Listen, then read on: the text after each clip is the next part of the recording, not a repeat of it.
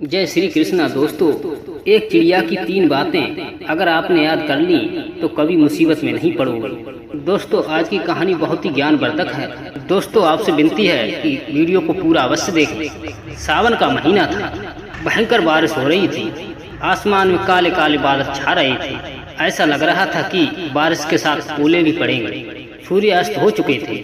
एक नीम के पेड़ पर बहुत सारे कौवे बैठे थे। उसी पेड़ पर थोड़ी देर के बाद एक चिड़िया आ गई। सोचने लगी मौसम बहुत खराब है, इसीलिए आज की रात मैं यहीं बिताती हूँ। सुबह होते ही मैं अपने स्थान पर चली जाऊंगी। यह सब सोचकर वो नीम की एक डाली पर बैठ गई। चिड़िया को अकेला देखकर नीम की डाल पर बैठे सभी कौवे उसकी ओर गुर्राने लगे। कौवों को अपनी ओर गुर्राते देखा, तभी बेचारी चिड़िया डर गई और डरते हुए कौवे से बोली, कौवा भाइयों, मौसम खराब होने के कारण मैं रास्ता भटक गई हूँ। आसमान में काले बादल छाए हुए हैं। किसी भी समय भयंकर बारिश हो सकती है। मैं ऐसे में जाऊं तो कहाँ जाऊं? आज रात भर मुझे यहीं ठहर लेने दो। मैं तुम्हारा बड़ा एहसानमंद रहूंगी। और उस चिड़िया को गिड़गिड़ाता देख कौवों को तरस नहीं आया। अभी ये सब एक साथ बोलने लगे और कहने लगे, ये नहीं हो सकता। यह पेड़ हमारा है, हमारा इस पर घोंसला है और बरसों से हम कौवे इस पेड़ पर रह रहे हैं और कोई बाहरी व्यक्ति हमारे पेड़ पर कैसे रह सकता है? चलो भाग जाओ यहाँ से। तभी कौवों की बात सुनकर चिड़िया घबराने लगी और दुखी होकर कहने लगी कि भाइयों, आप किस अधिकार से मुझे यहाँ से भगा रहे हैं? पेड़ तो भगवान के हैं। भगवान ने हम सबको ये पेड़ इस्तेमाल के लिए दिए हैं। इन पेड़ों पर सभी पक्षी रह सकते हैं और अपना घोंसला बना सकते हैं। अब इतनी रात को मैं जाऊं तो कहाँ जाऊं?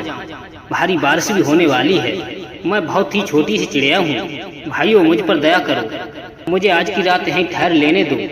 चिड़िया की बार बार विनती करने पर भी कौवों को दया नहीं आई। उल्टा वो चिड़िया पर हावी हो गए और हंसने लगे और हंसते हुए बोले, तुम बहुत ही भगवान भगवान चिल्ला रही हो। इतना भरोसा है तुम्हें भगवान पर, तो यहाँ से जाती क्यों नहीं? तुझे तो तेरा भगवान बचा लेगा। हमारे पेड़ पर क्या करने आई हो?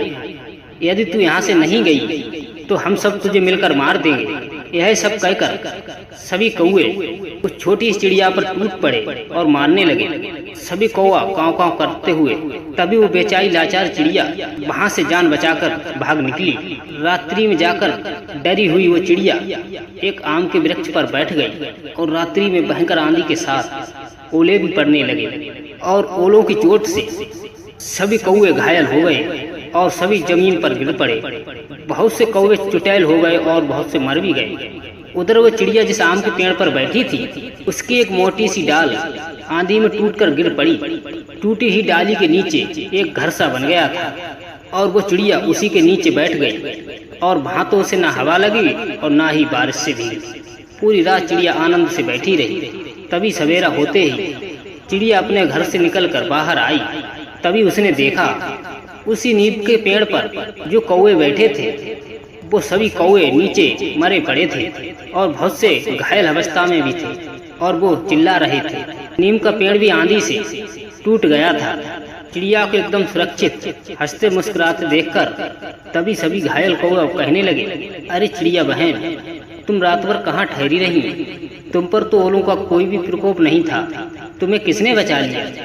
चिड़िया कहने लगी, भाइयों, मुझे यहाँ से जाने के बाद एक आम के वृक्ष के नीचे खोखले में जाकर बैठ गई जो एक घर सा बना हुआ था और सारी रात भगवान से प्रार्थना करती रही, हे भगवान, दुखी और असहाय लोगों को हमेशा रक्षा करना। और उन्होंने मेरी प्रार्थना सुन ली और भयंकर बारिश ओलों की मार से मुझे बचा लिया। आज मेरी श्रद्धा और भक्ति के कारण ईश्वर के प्रति और भी बढ़ गया और मुझे विश्वास हो गया है कि जो भी भगवान पर विश्वास करेगा, भगवान उसे कभी भी निराश नहीं होने देंगे। और आज तुम सबको देखकर ये भी जान गई हूँ कि जो लोग शरण में आए हुए किसी दुखी असहाय प्राणी को दुत्कार देते हैं, उसे अपमानित करते हैं और उसे अकेला जानकर उस पर दादागिरी दिखाते हैं, तो उन्हें भगवान दंड देता है। इसमें कोई संदेह नहीं है। जो सभी लोग भगवान को अपना मानते हैं, अपना अधिकार थोपते हैं, उसे किसी और को नहीं भोगने देते। भगवान उन सभी से अतिशीघ्र वो सब चीज छीन लेते हैं जो उनके अधिकारी नहीं होते। इसीलिए ईश्वर की दी हुई चीजों पर अपना अधिकार कर लेना ठीक नहीं है। सोचो, इंसान जब दुनिया में आता है तो कुछ भी साथ लेकर नहीं आता। उसके आने से पहले भगवान सभी चीज़ों की व्यवस्था कर देता है। अब उनको अपना मान लेना, उन चीज़ों पर घमंड करना हम सबकी मूर्खता नहीं तो क्या है। भगवान की द्वारा गई चीज़ों पर हम ईर्ष्या करने लगते हैं, घृणा करने लगते हैं, क्रोध करने लगते हैं और गुमान भी। तभी विद्वान लोगों ने कहा है, ईर्ष्या करने वाला और घृणा करने वाला, असंतोषी और क्रोधी, बुद्धिहीन और दूसरे की चीज छीनने वाला, ये 6 प्रकार के लोग कभी सुखी नहीं रहते, सदैव दुखी रहते हैं। चिड़िया कहने लगी, हे कहो, जो व्यक्ति अधिक काम करके थोड़ा सुनता है और जो मित्र नहीं है फिर भी मांगने पर उन्हें धन देता है और गरीब लोगों की सहायता करता है, ऐसे लोगों के साथ अनर्थ दूर से ही छोड़